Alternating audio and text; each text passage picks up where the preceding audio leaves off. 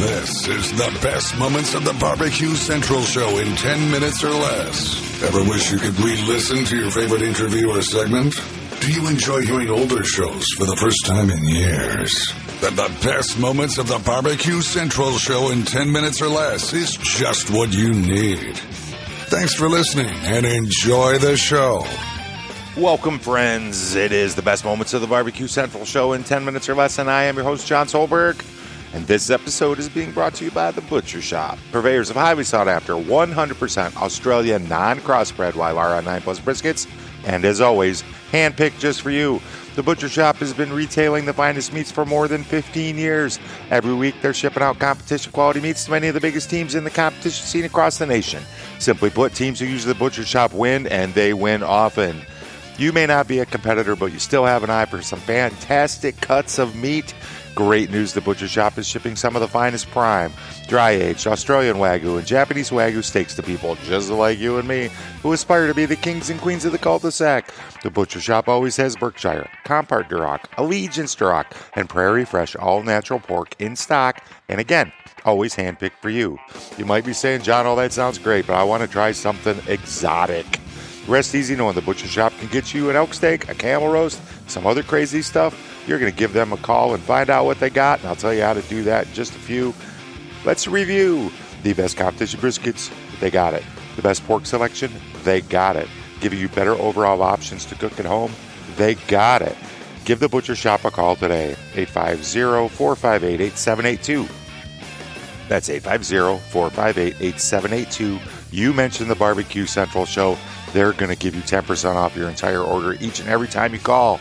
You can also reach out to them on Facebook, facebook.com/The Butcher Shop. Shop is spelled S-H-O-P-P-E. The Butcher Shop, home of the 100% Australian non-crossbred Wylara 9 Plus briskets. And let's throw this right over to Greg.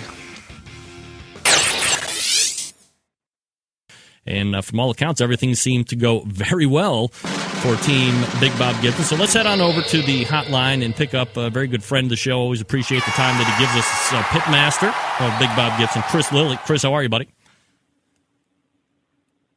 Chris. Hello. Hey, Chris, you're on. How are you? Doing fantastic. How about you?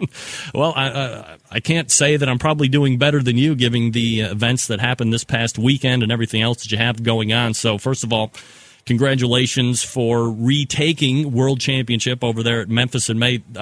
Pardon me if I'm wrong, but this would make 3 World Championships for you guys down in Memphis in May, right? Yes, it was, and it was a tough road back. It was one of those where, we had a really good run. I think that started in maybe 1999 when we took our first place shoulder down there. We ran off 6 in a row, including 2 grand championships. But it's been, it's been tough getting back and fighting back to the first place. So we started the event in 1997, I believe, was our first Memphis in May. Big Bob Gibson's has never finished out of the top 10, which is pretty cool. But you always want to make finals. You always want to put your meat up against the best 3 ribs, the best 3 hogs, and the other 2 shoulders. And have the same judges judge them and compare them side by side to really see who has the best. Chris Lilly joining us here on the show. Chris, as you have had a couple days away from it now, as you look back at how the weekend progressed, this one specifically, anything out of the ordinary that came up for Team Big Bob Gibson's that you had to contend with that you weren't planning on, or was it just business as usual for you guys? Definitely business as usual, but we actually changed something up this year. Again, we took those years for granted back in the early, early 2000s. And it was tough getting back in there. So yeah, we took it for granted. And last year I was asking a friend, because I think we finished 4th, 5th, or 6th last year. I'm not even sure, to be honest with you, but asking somebody, hey, why can't we break into the top 3? I want to get back to finals. And we're talking a little bit about it. And I told him we just, pulled our meat off the bone, put it in the box, and sent it in. And he said, well, what kind of glaze did you put on it? And I said, well, we don't glaze our pork. We just pull it and put it in the box. And he says, you're the only one that doesn't glaze. So this year we actually glazed our pork at Memphis and May for the first time, turned it in, and it worked for us. So what do you, when you make that, I guess, drastic of a change, something that you have never done before, now you're going to go ahead and give it a whirl this time, is it something that you sell as retail as far as the glaze is concerned, or is it something you make specific to competition? I think specific to competition, as far as that goes.